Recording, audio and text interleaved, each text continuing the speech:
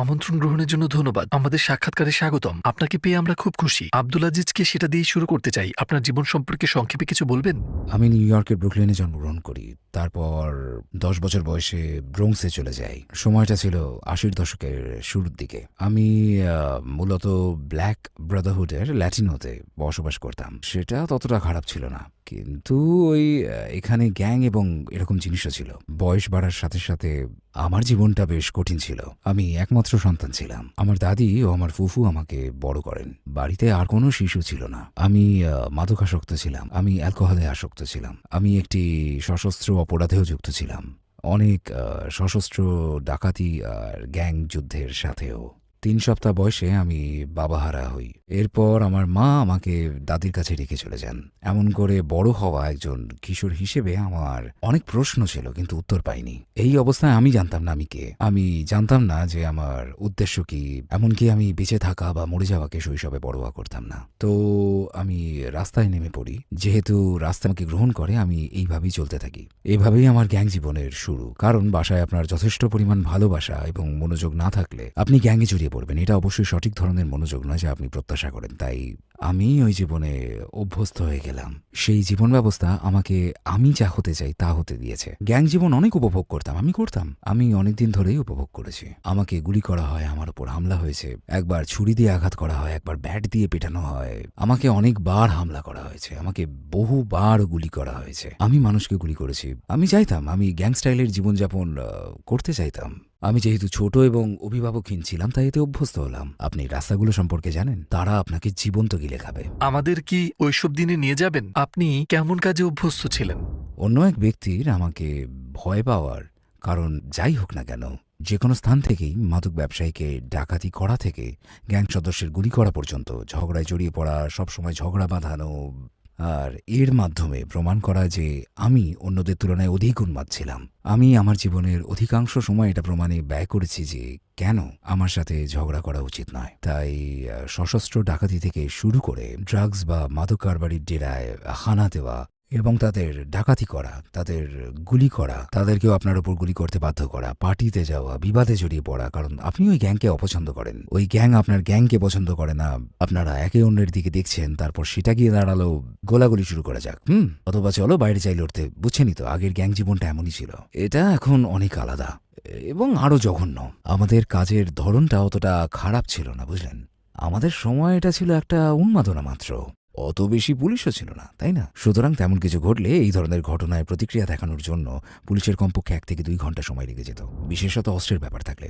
আমি এবং যত বেশি মানুষ এমন করত, এমন ছিল যে তত বেশি মানুষ এ নিয়ে কথা বলতো, অথবা যত বেশি মানুষ এটার উল্লেখ করত, আমি ততই শক্তিশালী অনুভব করতাম, তত বেশি উত্তেজিত হতাম। কারণ আমি তখন ভয়ের আবহ তৈরি করেছিলাম, মানুষের কাছে মূর্তিমান আতঙ্ক হচ্ছিলাম। এবং আমি এমন একজন মানুষ যার পাশাপাশি হেঁটে গেলেও আপনি রাগাতে চাইবেন না। আমি প্রায় ১০ থেকে ১১ বছর গ্যাংয়ের নেতা ছিলাম। আমার অনেক সদস্য ছিল এবং আমরা অনেক সমস্যা তৈরি করতাম। এই জীবনটাই আমি উপভোগ করতাম, কারণ তখন এই একটা জীবনকেই আমি জানতাম। কারণ ওই সময় আমার জীবনে ধর্মের কোনো গুরুত্ব ছিল না, কারণ আমাকে শেখানো ধর্মকে আমি গ্রহণ করিনি। ব্রঙ্কসে আপনার গ্যাং ছিল?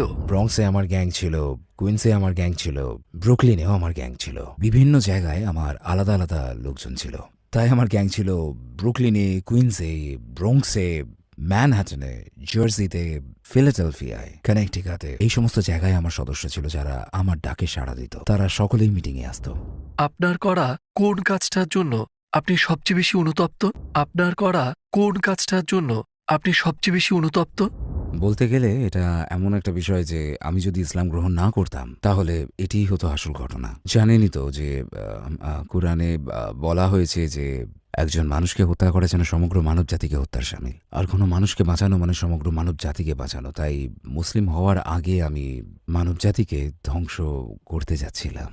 আমি শুধু এটিকে প্রশ্নই করতাম না, বরং আমি আমার স্রষ্টাকেও গালিয়ে দিতাম। আউযুবিল্লাহ। এগুলো এসেছে আমার আঘাত থেকেই। আপনাকে নিয়ে খেলার জন্য শয়তান সবসময় আঘাতপ্রাপ্ত, রাগান্বিত হওয়ার সময় গিয়ে বেছে নেয়।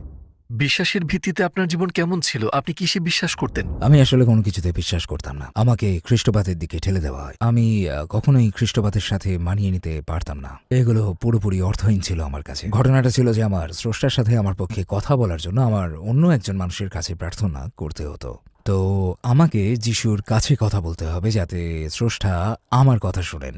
আমাকে প্রথমে যিশুর কাছে যেতে হবে, যার আসলে কোনো অর্থ হয় না, যে এমন কারোর কাছে প্রার্থনা করা যে পৃথিবীতে ছিল, তিনি আমার মতনই মানুষ ছিলেন এবং মারা গেছেন। তাই এর সাথে আমার দ্বন্দ্ব শুরু হলো, কারণ বিষয়টি এমন যে আমি যদি কোনো ভাইয়ের একটি গাড়ি এখানে পাই, তাহলে তার গাড়ির ব্যাপারে কথা বলার জন্য আমাকে আপনার কাছে কেন যেতে হবে? আমি সরাসরি তার সাথে কথা বলতে পারি। আমি সেটাই চাইছিলাম, আর এটারই ঘাটতি ছিল।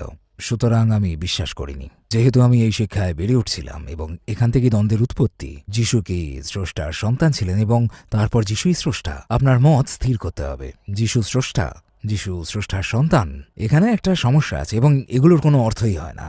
ঘটনা শুধু এইটুকুই নয় যে যিশুই স্রষ্টার পুত্র হওয়ার ব্যাপারটা, এখানে আবার তৃত্ববাদের কথাও রয়েছে, পিতা, সন্তান এবং পবিত্র আত্মা। তো এখন একজন বাবা, একজন সন্তান আছেন, আর এখন বলছেন যে একজন পবিত্র আত্মাও আছে, আর এখানেই দ্বন্দ্বের সূচনা হয়। তাই আমি ধর্মের বিরুদ্ধে প্রচণ্ড পরিমাণে বিদ্রোহ করলাম।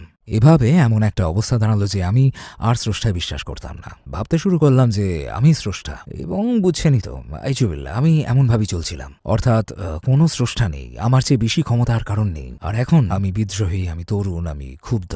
বয়স কত ছিল? আমি সম্ভবত 18-19 বছর বয়সী ছিলাম। আপনার গ্যাং জীবন কি তখনই শুরু হয়েছিল? আমার গ্যাং জীবন শুরু হয় 80-র দশকে। এই ঘটনায় আমরা এখন 90 দশকে শুরুর কথা বলছি। তখন আপনার বয়স কত ছিল? প্রায় 10 বছরের মতন। মা হারা, অর্থাৎ বাসায় বাবা নেই, মা নেই, কোনো পুরুষ রোল মডেল নেই। একসময় আমাকে কোণঠাসা করে ফেলা হয় এবং আমাকে গুলি করা হয়। এটি পাশ দিয়ে চলে যায়। এরপর আরেকবার আরেকজন লোক আসলো এবং আমার দিকে বন্দুক ধরল, আর যখন সে ট্রিগার চাপতে গেল তখন ট্রিগারটা চলল না। সুতরাং হ্যাঁ, আমি অনেক কিছুই দেখেছি। একবার আমার উপর হামলা হয় আর আমাকে হাসপাতালে যেতে হয়। আমাকে অনেকবার ধাওয়া করা হয়েছে যে আমি যদি ধরা পড়তাম তাহলে। তবে সে সময় আমি মরতে একটু অভিত ছিলাম না, কিন্তু কোনো পথপ্রদর্শক না থাকার কারণে রাস্তার জীবন আমার জীবনে ব্যাপকভাবে প্রভাব ফেলেছিল। আপনাকে সকলে ভয় পেত? হ্যাঁ, কিন্তু এই অনুভূতি কি আপনার জন্য সন্তোষজনক ছিল? সেই সময় এটা সন্তোষজনক ছিল, কিন্তু যখন আপনি ফিরে আসেন এবং রাতে বাসায় একা, আপনি একাকিত্ব অনুভব করেন, শূন্যতা ফিরে আসে, এবং এটাই হলো সকালে উঠে এই শূন্যতাকে ঢাকার জন্য আপনি ওই কাজগুলো আবার করেন। এটা যেন ঠিক পুনর্ভর্তি করার মতো। এটা এমন যে আপনার একটা গাড়ি আছে, আপনার গাড়ির গ্যাস শেষ হলে আপনাকে আবার গ্যাস ভরতে হয়। তাই আমি সারাদিন বিশৃঙ্খলা সৃষ্টি করে বেড়াতাম। রাত আসলে আমার জ্বালানি শেষ হতো। তো এখন আমি কি করব? সকাল আসতে না আসতেই আমি জ্বালানি নেওয়ার জন্য বাইরে যাই এবং নতুন করে সবকিছু শুরু করি। ওই মুহূর্তে বিশৃঙ্খলাকে আমি উপভোগ করতাম। এর মাধ্যমে নিজেকে অস্পর্শনীয় মনে হতো, যেন আপনার কিছুই হবে না, সবাই আপনার কিছু করতে ভয় পাবে। তাই এটা ছিল সন্তোষজনক। ওই সময় দিনের বেলায় এটা অত্যন্ত সন্তোষজনক ছিল, কিন্তু রাতে বুঝতাম যে কিছু একটা ভুল হয়েছে, কিছু একটা ঠিক নেই। এটা একটা সংগ্রাম ছিল। অন্য কথায় আমার আত্মা যেন আমার বিরুদ্ধে যুদ্ধ করছিল। আমি কিছুটা জানতাম যে এটা ভুল ছিল, আমি জানতাম যে কিছু একটা ভুল আছে। আবার ঠিক একই সময় স্রষ্টার ওপর আমার বিশ্বাস ছিল না, কারণ আমি ভাবতাম যে স্রষ্টা যদি থাকে, স্রষ্টা থাকলে আমার সাথে এমন হচ্ছে কেন। আমি স্রষ্টার ওপর ক্ষুব্ধ ছিলাম। ইসলামে আসার আগে আমি স্রষ্টাকে গালিও দিতাম। আপনি স্রষ্টার উপর কি নিয়ে ক্ষুব্ধ ছিলেন? আমার মা আমার বাবাকে হত্যা করেছে, তো সেখান থেকেই আমার ক্রোধান্বিত হওয়া শুরু। তারপর তিনি শুধু সেটাই করলেন না, বরং উঠে সোজা চলে গেলেন। তিনি উধাও হয়ে গেলেন। আমি পারলাম না। স্রষ্টায় আমার নিশ্চিত অবিশ্বাস তৈরি হলো, কারণ আমি অনুভব করলাম যে স্রষ্টা থাকলে আমার কেন এমন অবস্থা হবে। এবং তারপর কি হলো? আপনি কারাগারে গেলেন। একজন মাদক কারবারির ওপর হামলা ও ডাকাতির ঘটনা। খুব মজার ঘটনা যে আমি যে রাতে গ্রেপ্তার হই, ওই রাতেই আমি ইতিমধ্যে সিদ্ধান্ত নিয়েছিলাম যে আমি আত্মহত্যা করব। আমি ইতিমধ্যে সেই পরিকল্পনা করেছিলাম, কারণ আমি বিশ্বাস করতাম না যে জীবনে আর কিছু অবশিষ্ট আছে, আর বেঁচে থাকারও কোনো কারণ ছিল না। একে এখানেই শেষ করলে কি হয়, এমনটাই অনুভব করলাম। আমার জীবনে কোনো উদ্দেশ্য ছিল না। আত্মহত্যা করতে যাওয়ার সম্ভাব্য সময়ের প্রায় 2 ঘন্টা আগে আমি গ্রেপ্তার হই, আর আমি স্বেচ্ছায় যাই তাদের সাথে। আমি স্বেচ্ছায় তাদের সাথে যাচ্ছিলাম মূলত আমার কৃত অপরাধের জন্যই। আর তখন আমি চাইলেও নিজেকে আমি হত্যা করতে পারতাম না, আর আমি মাদক সেবনও করতে পারতাম না, মদ পান করতে পারতাম না, কোনো পার্টি নেই, সবকিছু যেন বন্ধ হয়ে গেছিল। কোনো অপরাধ নয়, আপনি একটা জায়গায় আটকে আছেন, এমন এক জায়গায় আটকে আছেন যেখানে আপনি সমস্যায় পড়তে পারেন, অথবা আপনি যা করতে পারেন আল্লাহর রহমতে আমি চিন্তা করতে পেরেছি। আর এইভাবেই আমি ইসলামকে পেয়েছি। মাদক ত্যাগ করার যথেষ্ট সময় আমি পেয়েছিলাম, অ্যালকোহল ত্যাগ করার যথেষ্ট সময় আমি পেয়েছিলাম। এমন কোনো গ্যাং সদস্য ছিল না যার সাথে আমার সম্পর্ক ছিল। আমি সোজা পথে চলা শুরু করলাম। আমি আমার ভুলগুলো বুঝতে শুরু করলাম এবং তারপর শুরু করলাম। এমন অবস্থা হলো এখন আমি জানি যে আমার কেন ওরকম লাগতো। এখন আমার করা সবকিছুর সাথে মুখোমুখি হতে হতো। তখন নিজেকে দোষী ভাবতে শুরু করলাম। আমার খারাপ লাগতে থাকলো। এই বিষয়টা কঠিন ছিল। বিষয়টা কঠিন ছিল কারণ ওইসব কাজ যা আপনি করতে চান, যা আপনার করা বন্ধ হয়ে গেছে, ঠিক সেখানেই এগুলো থেমে যায়। এখন আমি বলি ওগুলো আল্লাহর রহমত ছিল, কারণ আমার কাছে পিস্তল ছিল, আমার কাছে বুলেট ছিল। কিভাবে করতে হবে তাও আমার জানা ছিল। আমার পরিকল্পনায় ছিল না যে পুলিশ আসবে, দরজায় কড়া নাড়বে এবং আমাকে দরজা খুলতে বলবে। আমাকে ওই দিনই গ্রেপ্তার করা হয় এবং 3 বছর পর্যন্ত আমি আমার বাসা দেখতে পাইনি। এটা এমন একটা অভিজ্ঞতা ছিল যে আমি বলতে পারি আল্লাহকে খুঁজে পাওয়ার জন্য যদি আমাকে আবারও এমন করতে হতো তবে আমি তাই করতাম, কারণ ওই সময় আমি আল্লাহর বাণী শুনতে পাই। এবং এরপর কি আপনি ধীরে ধীরে ইসলামের দিকে এগোতে থাকলেন? আমি এটা দেখে বলতে লাগলাম একটা তো উত্তর থাকবেই, একজন স্রষ্টা আছে, একজন স্রষ্টাকে থাকতেই হবে, কারণ এখন আপনি সৃষ্টির পদ্ধতিগুলো দেখতে শুরু করেছেন। আমি জিজ্ঞেস করছিলাম, আমি প্রশ্ন করছিলাম, বলছিলাম দেখো আমার কল্পনার বাইরেও কিছু তো অবশ্যই এখানে আছে। আর ঠিক সেই সময় আজান হলো, যে মুয়াজ্জিন আজান দিলেন। যেহেতু আজানটি সুন্দর ছিল তাই আমি আজানের উৎসের দিকে যেতে বাধ্য হলাম। আজান এত জোরে হচ্ছিল যে তা উঠান থেকে শোনা যাচ্ছিল এবং এর কাছে যেতে যাচ্ছিলাম, কারণ এটা ছিল আহ্বান। এটা শুধু নামাজের আহ্বানই ছিল না, বরং এটি যেন ছিল আমার কাঙ্ক্ষিত উত্তর পাওয়ার আহ্বানও। আজান দেওয়া হচ্ছিল আর আমি কাঁদতে লাগলাম, কারণ এটা একটা আহ্বান ছিল। এটা শুধু নামাজের প্রতি আহ্বান ছিল না, এটা আমাকেও জাগানোর আহ্বান ছিল। আপনার স্রষ্টা যেন আপনাকে খুঁজছেন, আপনি হয়তো ওই দিকে যেতে চাইবেন। আমি একজন ভাইয়ের ফিরে আসার অপেক্ষায় ছিলাম যিনি আমার বাসস্থানে ছিলেন। তারপর তাকে প্রশ্ন করতে শুরু করলাম, কারণ আমি প্রথমে মনে করছিলাম যে এটা কোনো গান হবে, যেহেতু এটা খুবই সুন্দর ছিল, একে গানের মতোই শোনা। এবং আমি বললাম মসজিদ থেকে ভেসে আসা গানটা কি ছিল, এবং সে বলল এটা কোনো গান ছিল না। আর আমি বললাম হ্যাঁ সেটা গান ছিল, আমি জানি যে সেখানে আল্লাহ আকবার বলা হয়েছে। এবং সে বলল ও ওটা তো আজান ছিল। আর আমি বললাম আজান কি সেটা, কি সেটা? সে বলল ওটা ছিল নামাজের আহ্বান, এমন একটা আহ্বান যা আপনাকে বলে যে নামাজ শুরু হতে চলেছে। আমি কাউকে এইভাবে আজান দিতে শুনিনি। আমি তাকে বললাম আমাকে চিন্তা করতে দাও, মানুষের কাছ থেকে শিক্ষা নেবার সময় আপনি পাননি। আমি বললাম না, কিন্তু আমার আরও প্রশ্ন ছিল। তাদের মধ্যে অনেকগুলোই ছিল একাধিক স্রষ্টার অস্তিত্ব কেন, এবং ইসলাম সঠিকভাবে তার উত্তর দিয়েছে না, একাধিক স্রষ্টার অস্তিত্ব নেই, শুধুমাত্র একজন স্রষ্টা আছেন। আর আমার মনে হলো আরে এটাই তো আমি চাইছিলাম, কারণ স্রষ্টা কেবল একজনই। কারণ ঈসা স্রষ্টার সন্তান নন, বরং বিশ্বাস হলো ঈসা একজন নবী এবং আল্লাহর বার্তাবাহক, এবং তাই আমি সেটিকে গ্রহণ করতে পারি। তাই আমি যখনই হতাশ হই আমার আরও কয়েকটি প্রশ্ন ছিল, যেমন আপনারা শুধু রবিবারই প্রার্থনা করেন কেন?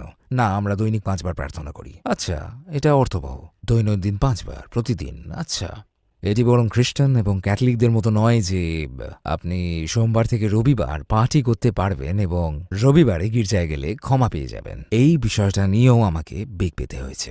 আপনি কিভাবে সোমবার থেকে শনিবার মহান স্রষ্টার অবাধ্য হতে পারেন এবং তারপর রবিবার গির্জায় চলে গেলে সকল কৃতকর্মের ক্ষমা পেয়ে যেতে পারেন? সেটা যাই হোক না কেন, এটার কোনো অর্থ হয় না। এই জন্যই আমি ধর্মের বিরুদ্ধে বিদ্রোহ করি যতক্ষণ না আমি ইসলামে আসলাম।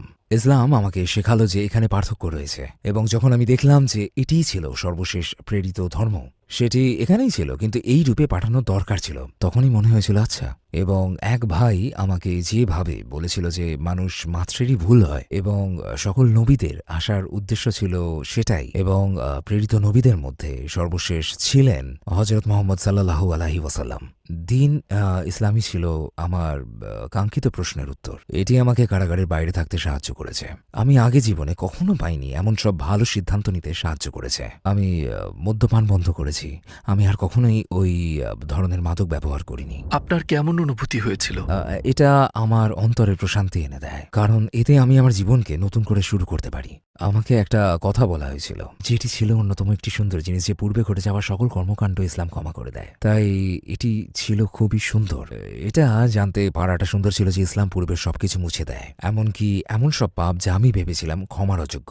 কারণ জানেনই তো, হত্যা ক্ষমার অযোগ্য অপরাধ। কিন্তু ইসলামের পূর্বে, ইসলামে আসার পর আমি দেখতে পেলাম যে মুসলিম হওয়ার আগের আমার করা সব ধরনের অপরাধের ক্ষমা আছে, এবং আমি মসজিদ যেতে শুরু করলাম, এবং তখন থেকে আলহামদুলিল্লাহ আমি সঠিকভাবে ইসলাম গ্রহণ করি। আমাকে আবার শাহাদা পড়ানো হয়।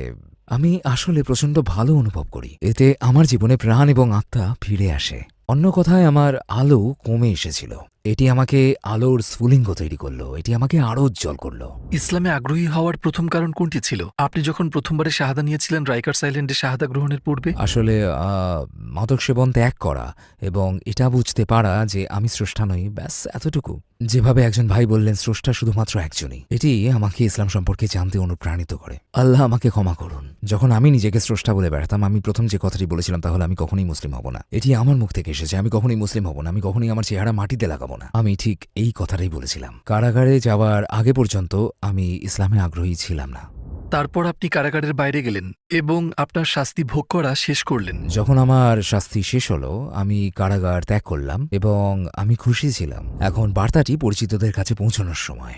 আমি গ্যাংয়ের লোকেদের ইসলামের দাওয়াত দিলাম এবং আলহামদুলিল্লাহ ভাই ওয়েসলি এবং অন্য 3 ভাই দাওয়াত কবুল করেন এবং আলহামদুলিল্লাহ আমার ছেলে বলে যে আমি তাকে শাহাদা নিতে উৎসাহিত করেছি। সম্প্রতি এক ভাই কারাগার থেকে বের হলো এবং আমাকে বলল, ভাই আমার ইসলাম গ্রহণের কারণ হলো আপনাকে পর্যবেক্ষণ করা।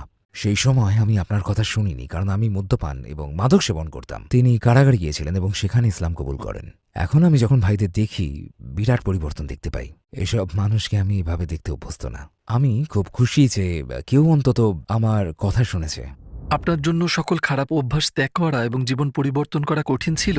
হ্যাঁ, এটা অবশ্যই কঠিন ছিল। যেসব মানুষ আমার মতন কাজ করে না তাদের থেকে নিজেকে সরিয়ে নিই, সালাত আদায় না করা এবং নাস্তিকদের থেকে নিজেকে দূরে রাখি এবং আমি ব্যক্তিগতভাবে বিশ্বাসীদের কাছাকাছি থাকতাম, অথবা অবশ্যই মুসলিমদের সাথে। এবং বড় পরিবর্তন আসলো যখন আমি এখান থেকে কানেকটিকাতে চলে গেলাম। আমি কানেকটিকাটের মুসলিমদের সম্পর্কে কিছুই জানতাম না এবং সেভাবেই তা উপভোগ করতাম, কারণ কিছু জিনিসের মিল ছিল। এবং আমি যে একটা কথা শুনেছিলাম, যে একটা জিনিস আমি শুনে খুশি হয়েছিলাম, তা হলো মুসলিমরা একে অন্যের বন্ধু এবং রক্ষাকারী। এবং জানেন, আমি আরও এক ভাইকে বলতে শুনলাম যে নবী মোহাম্মদ সাল্লাল্লাহু আলাইহি ওয়াসাল্লাম বলেছেন যে তুমি যদি নিজেকে নির্দিষ্ট ধরনের লোকের দ্বারা পরিবেষ্টিত করে রাখো তাহলে তুমি তাদের একজন হয়ে যাবে। তাই আমি লক্ষ্য করা শুরু করলাম, যখন আমি বাইরে যেতাম আমার মতো কাজ না করা লোকজনই সমস্যার কেন্দ্রবিন্দু ছিল। তাই এর বিপরীত করা শুরু করলাম। তখন আমি আমার সমগোত্রীয় লোকজনের আশেপাশে থাকতে শুরু করলাম। এটি আমাকে আল্লাহর পথে থাকতে অনেক সাহায্য করে থাকে। অনেক মানুষ এমন মনে করে, তাই না? কাউকে কারাগারে প্রেরণ করার মাধ্যমে তাকে ভালো মানুষ বানানো যায়। কিছু সময় পর সে শিখতে শুরু করবে এবং তারপর ভালো মানুষে পরিণত হবে, সে পুনর্বাসন লাভ করবে। আপনি কি মনে করেন যে ইসলাম ছাড়া অন্য কিছু এটি অর্জন করতে পারে? আমার মতে ইসলাম হলো মানব জাতির উত্তর। আমার এই কথা বলার কারণ হলো, ইসলাম না থাকলে আমি মনে করি আমার কোনো রকমভাবে শোধরানো হতো না। কারাগারে যাওয়া আসা করতে থাকতাম হয়তো, অথবা খুব সম্ভবত এতদিনে হয়তো মরেই যেতাম। যতক্ষণ আমাকে নির্দেশনা দেওয়ার মতো কিছু ছিল না, ততক্ষণ সমস্যাও ছিল সেখান থেকেই। এবং আমি মনে প্রাণে বিশ্বাস করি যে এটাই সেই উত্তর। আমিন। গ্যাংয়ে একটি নির্দিষ্ট ধরনের ভ্রাতৃত্ববোধ রয়েছে। যখন আপনি এটিকে হ্যাঁ। মুসলিম ভ্রাতৃত্ববোধের সাথে তুলনা করেন, এটা সম্পূর্ণভাবে আলাদা। অধিকাংশ সময় ভাইরা ভীত থাকে এবং সেই জন্যই তাদের মধ্যে আনুগত্য থাকে। তাই তারা গ্যাংয়ের মধ্যে আপনার প্রতি ভালোবাসা দেখায়, কারণ তারা জানে না আপনার মনে কি আছে, অথবা আপনি তার কি করতে পারেন। অথচ ইসলামে এই ভালোবাসা বিনামূল্যে দেওয়া হয়। এটা আসলে আমি তোমাকে ভালোবাসির মতো নয় কারণ আমি আপনার থেকে ভীত। ইসলামে এটা হলো আমি তোমাকে ভালোবাসি কারণ আপনি আমার ভাই। রাসূল সাল্লাল্লাহু আলাইহি ওয়াসাল্লামের কোন বিষয়টি আপনাকে সবচেয়ে বেশি অভিভূত করেছে? তিনি যেসব বিষয়ের মধ্যে দিয়ে যেতে রাজি ছিলেন, যেসবের মধ্যে দিয়ে গিয়েছেন আমাদেরকে সুন্দর এই দিন দেওয়ার জন্য। তিনি অনেক শারীরিক অত্যাচার, গালিগালাজ সহ্য করেছেন। তাকে অনেকবার অস্বীকার করা হয়েছিল, তাকে বাসা থেকে বের করে দেওয়া হয়েছিল। তিনি সবকিছু করেছেন এবং তবুও তিনি বিনয়ী ছিলেন। তিনি এমন কিছু কাজ করেছেন যে আমার মনে হয় না কোনো মানুষ পারবে, কারণ এর জন্য নির্দিষ্ট ধরনের মানুষের প্রয়োজন। এবং সেই মানুষই নবী বা আল্লাহর বার্তাবাহক হতে পারেন, যিনি এমন কষ্ট সহ্য করতে পারেন, দৃঢ় ও শক্তিশালী থাকতে পারেন, আল্লাহর পথে থাকতে পারেন এবং আল্লাহ যেভাবে বলেছেন ঠিক সেইভাবেই শিক্ষাদান করতে থাকেন। নবী মোহাম্মদ সাল্লাল্লাহু আলাইহি ওয়াসাল্লামের এই বিষয়টি আমাকে অভিভূত করেছে, কারণ তিনি মানবজাতির ওপর হাল ছাড়তে চাননি এবং তিনি ছিলেন মানবজাতির প্রতি অপার করুণা। ধরুন আপনি জান্নাতে গেলেন এবং নবী মুহাম্মদ সাল্লাল্লাহু আলাইহি ওয়াসাল্লামকে দেখতে পেলেন, আপনি তাকে কি বলতে চাইবেন? ধন্যবাদ, আপনাকে ধন্যবাদ। আমার মতো লোককে রক্ষাকারী এবং দিন আনয়নের জন্য ধন্যবাদ।